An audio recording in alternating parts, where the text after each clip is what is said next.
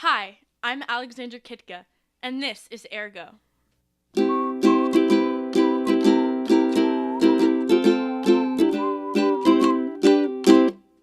Today we are discussing language. Specifically, what role do words play in life, culture, and politics?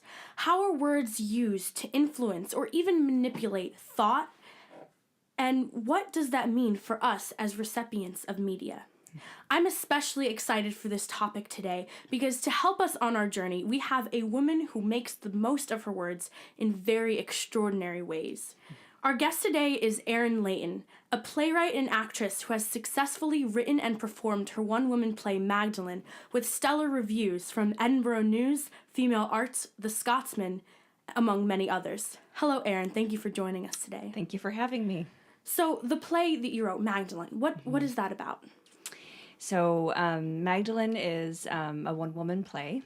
It's a drama. It's a multi-character piece about the women who suffered as slave laborers to nuns in Irish convents in the early to mid-20th century. And it was inspired by some factual events that I learned about online and a song that was written by Joni Mitchell called The Magdalene Laundries. And I scoured the internet and any books I could find to do research about the play, and was startled to find out that there were so many women that passed through these laundries as essentially incarcerated laborers to the church. And so I wanted to explore that in theatrical form. So you're also in the middle of writing a play now, is that correct? That's correct. What's that about? Can you tell us? I guess maybe you don't want to give away too much, but... Sure. Well, it's evolved quite a bit, but because the Magdalene Laundries was about a piece of history that was not my own, it was not something that I was super familiar with, and nor was it a personal narrative, I decided that I wanted to explore my own roots. I wanted to explore my ancestral roots. So the play that I'm writing now is about my earliest ancestor, Thomas Hagan, who came over on a slave ship from Ireland in the 17th century, abducted by a British landowner during the Cromwell era, and was sent to work on the sugarcane fields as a slave before he traveled to the New World and became a plantation owner himself. So I'm really curious about his journey as a 16-year-old boy being abducted and leaving his home and essentially being a refugee in a land that was foreign to him. In this day and age, I feel like that narrative is really important to explore. And I'm excited about it. And it has evolved quite a bit. The play was going to span several different centuries of my family, but I decided I didn't want to explore the other two because the other two are about African-American enslavement, and decided I'd rather explore Thomas's journey first before delving into that.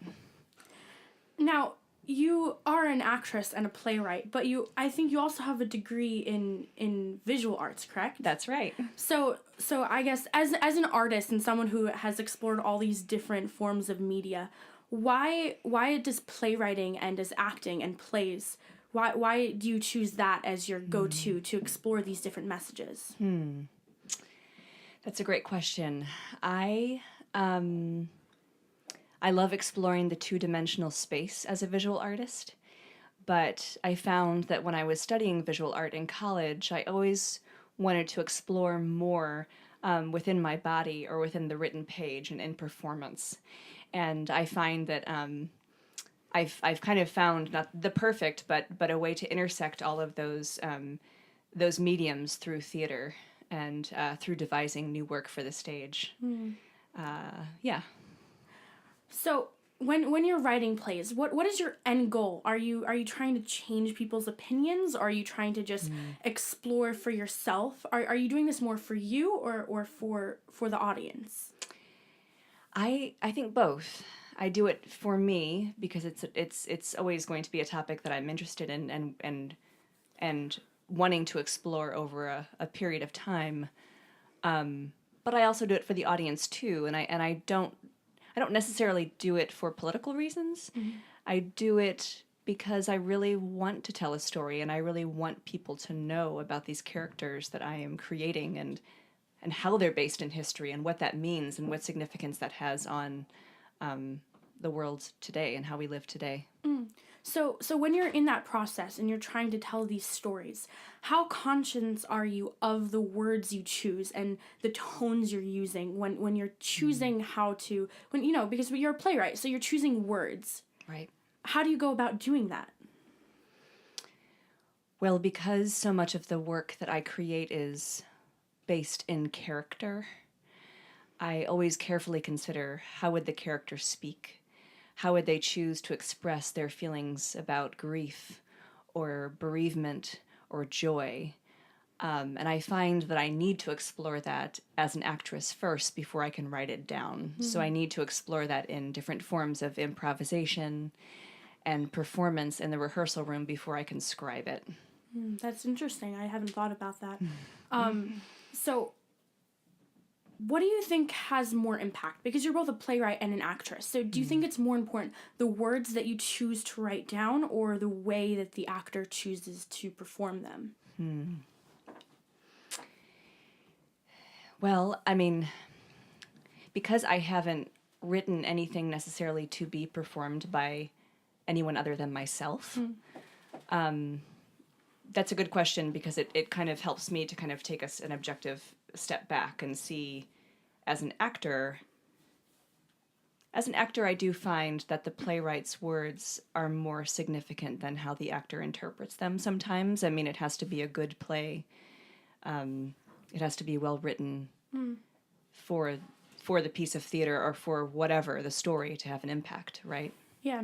I think that is so amazingly unique of a perspective because I think that if we kind of take a step back and not only look at writing plays but we look about how people use words in the world in general, words are important and the words we choose to say might be even more important than necessarily what we mean or our intent. So I want to talk about something that might be a little bit it can be kind of controversial. Political correctness. Oh boy. What are your thoughts? That's kind of a vague, very wide range of thoughts, but any initial reaction? Sure. Just based on the day and age that we're living in right now, I've been thinking a lot about political correctness and what we hear in the media, what we hear on radio, what we hear in television, and if it's okay to say the names of politicians that I'm thinking of specifically. Oh yeah, go ahead. Just in terms of the recent executive order, the travel ban executive order, something that Trump said very blatantly in the press was about refugees. We don't want them here. And that struck me as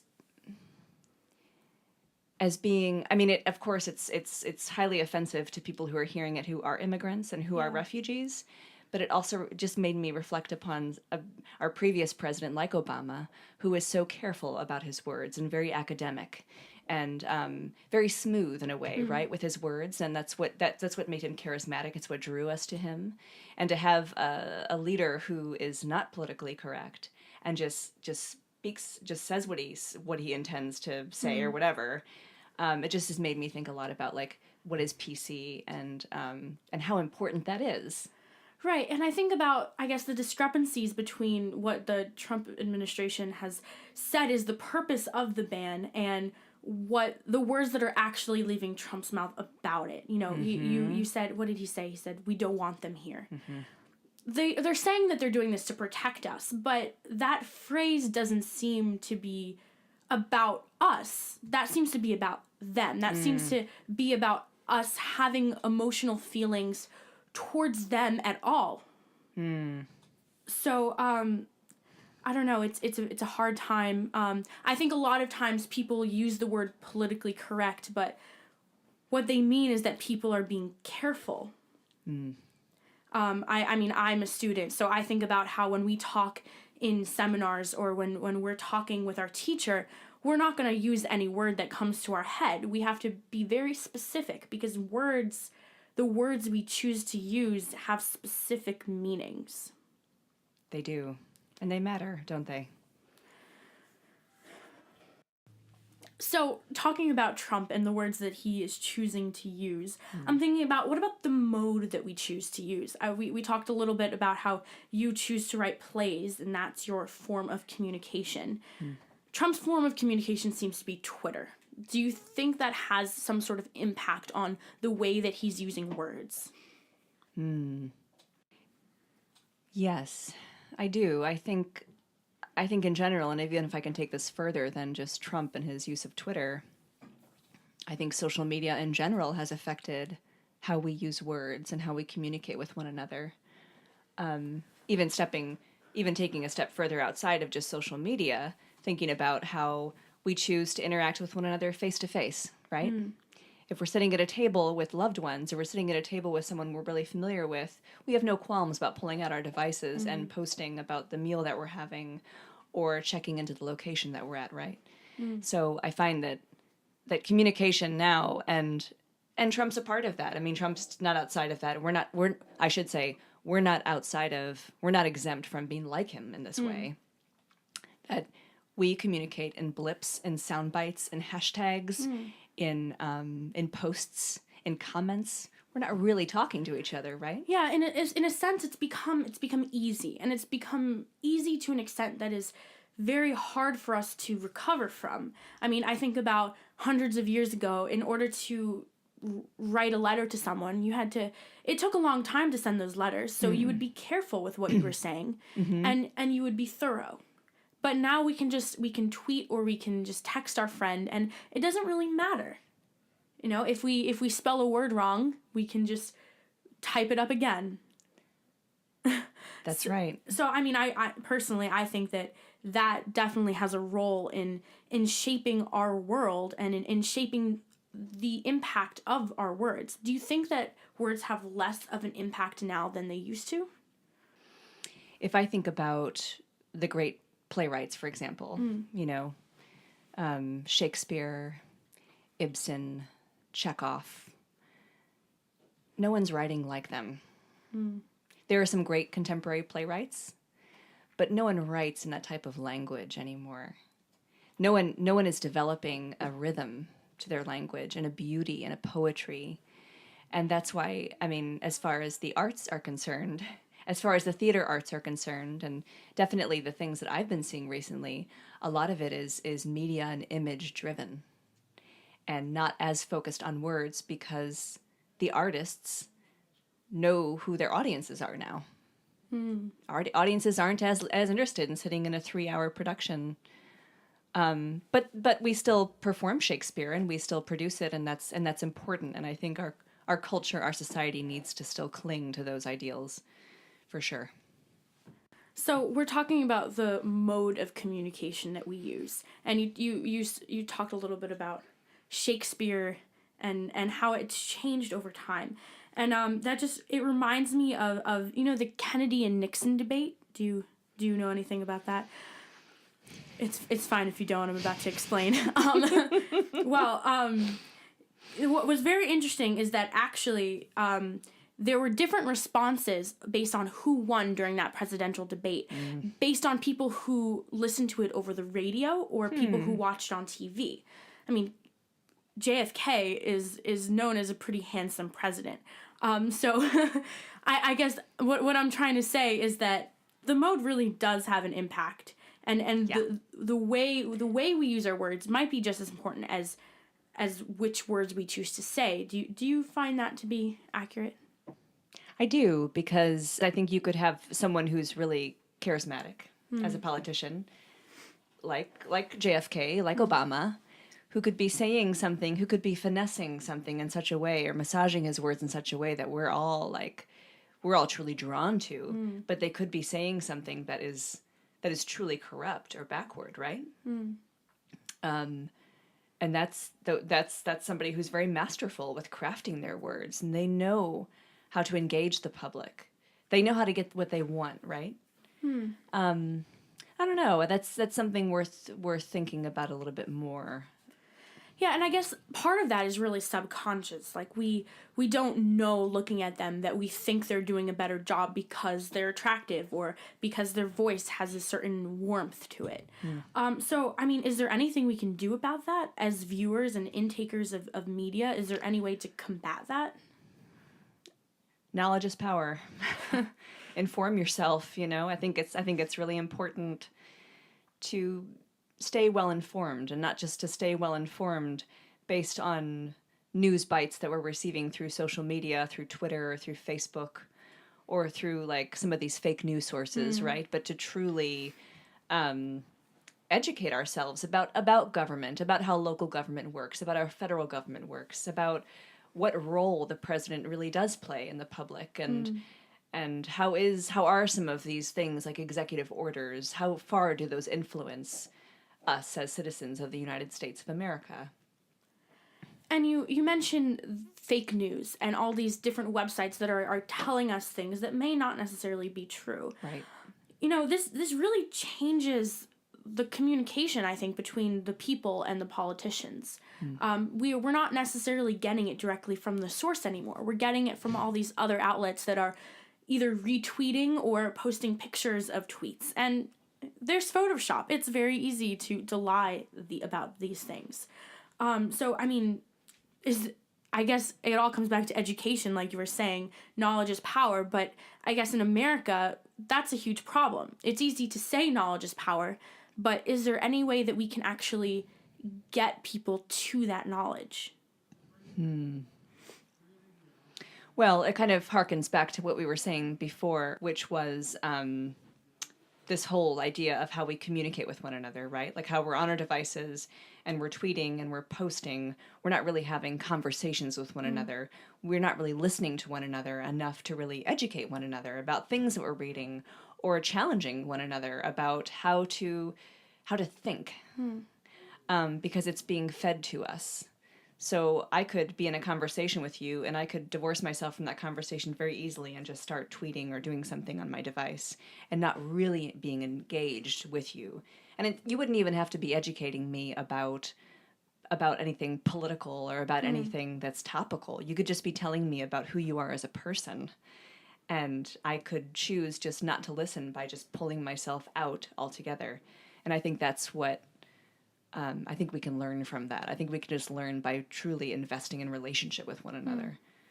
And I think that to an extent, you as someone who is an actress and someone who's going out there and creating art, you probably have a big role in this too. You know, you are part of the media, you know, and so I guess people who do have that role have a kind of a responsibility, because you have an audience and you have people who are going to be listening and paying to listen to what you have to say.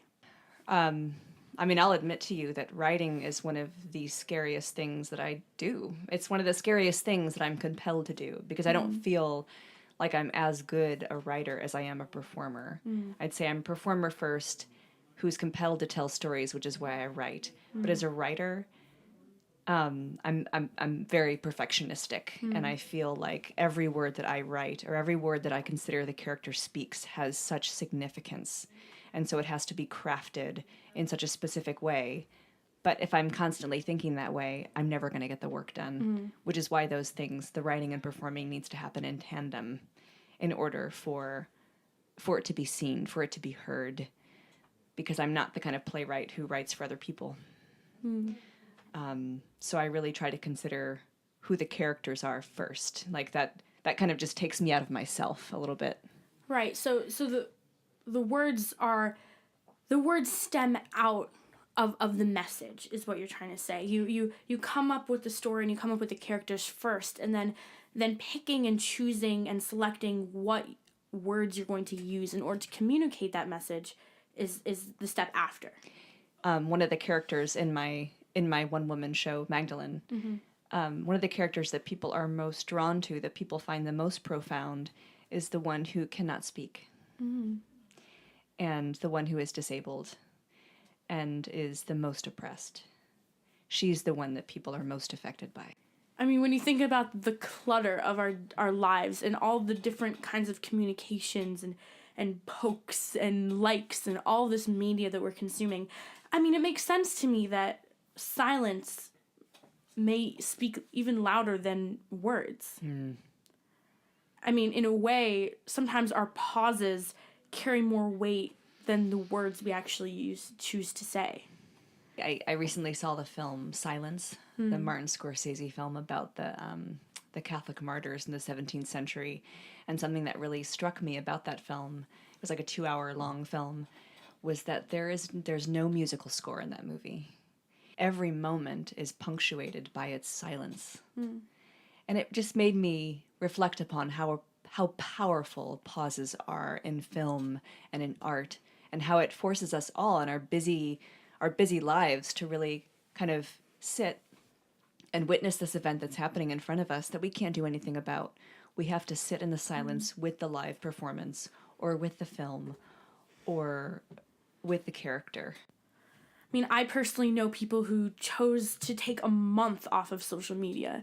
And I mean, that sounds crazy to me. I think that, I wouldn't describe myself as being someone obsessed with the internet, but we use it all the time. We use it to contact each other. We use it just when we want to fill up space, right? Which brings me to this idea that you're talking about silence. And in a sense, this is not only in language, it's in our time. When do we have silence? Personally, when I don't have homework to do, when I don't have anything to do, I'll just put on YouTube or I'll put on Netflix, and there's no silence. Well, if you don't mind me telling another story about another performance that I saw. Oh, go ahead. That was actually about a woman who is Japanese, and created a one-woman play called Club Diamond that was at the Public Theater as part of the Under the Radar Festival. And it was a kind of a drawn-out one-woman show, but something that was really interesting about it was she, again, punctuated these different transitions in her play with moments of silence. And it not only was a powerful tool and kind of made us as an audience kind of feel a little unsettled, but it was also a huge part of her culture as a Japanese woman. And she said that at the end of her play. And the whole play was kind of this dedication to her father who had passed away that year, and about the value of not talking all the time. And she said her dad told her in the days before he passed away, in the days before she went to the States to pursue a career in acting, he said to her, now, when you go to the U.S., just talk a lot. Don't stop talking, because that's what people want you to do. They don't want you to be quiet. And at the end of that, she just sat with that for a long time, and we, as an audience, had to sit with her in that silence until the play ended. Wow. If that doesn't describe our political climate, I don't know what does. That's right. So this girl's father, he pointed out that there was some sort of difference between the way that the Japanese spoke with each other and the way that the Americans were speaking with each other. So I guess I kind of want to widen that into a different topic. How might language and dialect hinder cross-cultural understanding within America? I mean, I automatically think of the difference of language between the North and South, and how, you could start with the trivial, soda or pop. But, I mean, I think that it goes much deeper than that.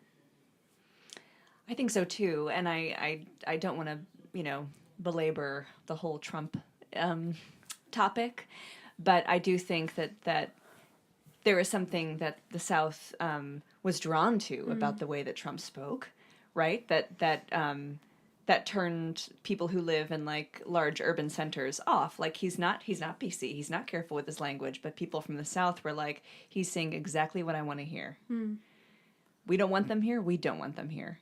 But people in the North and people who are more like, I do not mean to be critical of people in the South by saying more sophisticated, but I'm thinking more like maybe lower working class people might not be as drawn or might feel more intimidated by somebody who's a little bit more careful with their language. As people in New York City are more drawn to someone like Obama who can finesse his words in such a way that even if it is something that's very very bold and very blatant, it's still communicated so that we can fully understand it. But I feel like I'm kind of getting away from the question.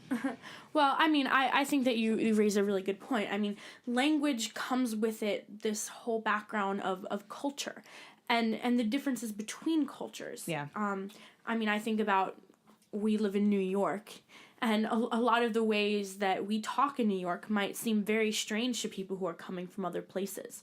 And intimidating, right? Intimidating, exactly. I mean, I don't think I'm an especially rude person most of the time, but I've definitely experienced times where I'm not in New York, and people don't expect me to say certain things, maybe because I'm a teenager, maybe because I'm a girl, but maybe just because they don't talk about certain things. The other day I was speaking to a friend who is not from New York City, and I was talking about something that I'm reading right now. I'm reading a couple different books. I'm reading a book by Marilyn Robinson called The Givenness of Things, and it's a book of essays. And I also just finished The Fire Next Time by James Baldwin. And I was talking to her, to this friend, about those books, and she hadn't heard of either of those authors, and she wasn't familiar with them, yet she's still someone I'm close to. But it was interesting that it was like, wow, in New York City, we can talk about James Baldwin and somebody like Marilyn Robinson, even if people aren't super familiar with her, and we can engage about really cool literature and essays and relevant, important writing, right? We're outside of New York City. It's kind of hard to engage people with those kind of in that kind of discussion. Does that make sense? And I don't and I don't want to be super critical of people who can't. It's just I feel like when you live in New York City, there's that expectation that you should be reading and educating yourself all the time. Yeah. And I mean, I think specifically there are certain topics that, depending on where you're from, you're not supposed to talk about. Which brings me to the idea of censorship, or censorship. It can be done by society, it can be done by the media, or by politicians themselves. I mean, do you think that censorship is wrong? I did a research project recently about science and the research that happens in America and Canada. I stuck mostly to North America. Yeah. And one thing that I found out was very interesting was the censorship of scientific research in America. And how different administrations in the past have chosen to change the words of research that is published to more fit their political sway. Wow. So, I mean, that's a very extreme version of censorship. I mean, you could also talk about trivial censorship, but... Well, that's an important version of censorship, because when I think of censorship, I think about, like, loud rap music, or I think about, I think of, like, Trump, or I think of, like, reality television. I think of the most blatant forms of censorship, but to think of it on a deeper, more detailed level, and consider like the way science is communicated, that's really integral, right? Yeah. And that affects people's lives. And I think in some sense the so-called trivial aspects of censorship, in terms of, I mean, maybe censoring swear words on TV, and this idea of censoring science, are really not too different. When we're censoring, we're saying that there's some sort of word that carries this meaning that we don't want to get across. Should we strive for that, or is censorship just something that we should never associate ourselves with? Curse words. Let's start there. Curse words on TV. Do you think that they should be censored? Growing up, my parents didn't really censor anything from my sister and I. So when I was 6 years old, I remember kind of falling in love with somebody like Gilda Radner and, like, these actors from Saturday Night Live who were like cursing all over the place, and my parents were like, yeah, this is part of your education. Yeah. Where when I talk to friends about their childhood today, and I tell them that, like, my parents didn't censor any film or television or anything like that from my sister and I, they're like, really? That seems so I guess in terms of thinking about, like, how we educate our kids and what should we show, what should we not show, I don't know. That's something for me to think about some more. I don't really know how to answer that. I think about curse words in general, so-called curse words. And just going back to our topic, which is words, it's strange to me, and I've thought about this a lot. Why do we give certain, and this is a rhetorical question, why do we give power to certain words? Why are we afraid of saying certain things when we came up with those words, and we chose those words to mean something? Are we scared of the word, or are we scared of what it means? I think we're scared of what it means, because I think there's the use of a certain specific type of word that was used in a historical context that if we were to use it in contemporary language today would be misconstrued. I think of biblical language, certain types of political words that are used that can be misconstrued. I think everything has to be kind of seen through its historical context, right? There has to be something contextual in the words that we're using. And I find that I'm always curious to know, like, what are the buzzwords today? You know, like what are the words that we hear often today? Trolls and what's the other one that I'm you probably would know better because you're a younger generation and you're more familiar with like words that are trending right now. I don't use those words. I'm a totally different generation, so I often try to think of like how can I kind of catch up with the trend of of words that we use and the context that they're used in.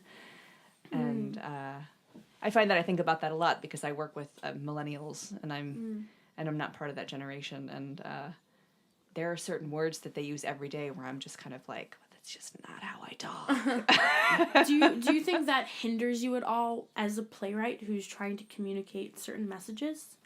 I mean, I guess you write more from a historical lens, so it wouldn't have as much of an impact. I don't think you're going to be using the word troll when talking about. No, but it Irish. definitely affects the kind of theater that I see. Or the kind of theater that really kind of pulls me in. If the playwright is writing a play about the millennials and they're at a party or they're having drinks or dinner or whatever and they're talking about their lives, I find that I'm listening very carefully to their use of words, right? And the playwright's familiarity with how do millennials talk. And maybe the playwright is a millennial himself or herself. But that's yeah. I don't know if that makes sense or not. That's interesting because before we were talking about cross-cultural understanding, and we didn't really even I didn't even think about cross-generational understanding. I mean, I think that I've noticed this a lot where because of the words I use, my sense of humor might be very different from the humor that my parents or my grandparents are used to hearing, and they might be kind of alarmed at something that I might say that someone who's my age would just not think twice about. So I think that's definitely something that should be considered. So I'm going to try to wrap this up a little bit. Okay. We've talked about a lot of different things during this. We've talked about politics and society and art. Is there anything we can do about this all? Should we be careful when choosing what to say or how to listen? To be honest, I think what I'm most struck by and what I want to strive for in my relationships in general is to be and to surround myself with people who listen. Because I feel like that's lacking, and I feel like it's largely influenced kind of the world that we're living in right now is our inability to listen. I would love to be in more conversations with people who don't live in New York City, and I think I've become more aware of that just based on the past few months. That like it's really important for me to step outside of myself, even step outside of the people who I'm in close familiar circles with, and to really hear how do other people think, and how do other people feel, and what is their day-to-day experience? How do they live? That's fascinating to me, and more than just an artist, as an individual. That's interesting. I mean, we started talking about words, but I guess what we're realizing is that maybe what's more important is not the words we choose to say, but the words we choose to listen to. Well, thank you for joining me, Erin. Thank you so much for having me. Erin's website is magdalentheplay.com. That's Magdalen theplay.com. There's a lot of interesting content there. For more interesting content as well, you can also check out my website. That's alexandrakytka.com, AlexandraKytka.com. Big thank you to the executive producer, Quinn Accardi, for the making and production of this podcast. Our next episode will be released on April 1st. So thank you for listening.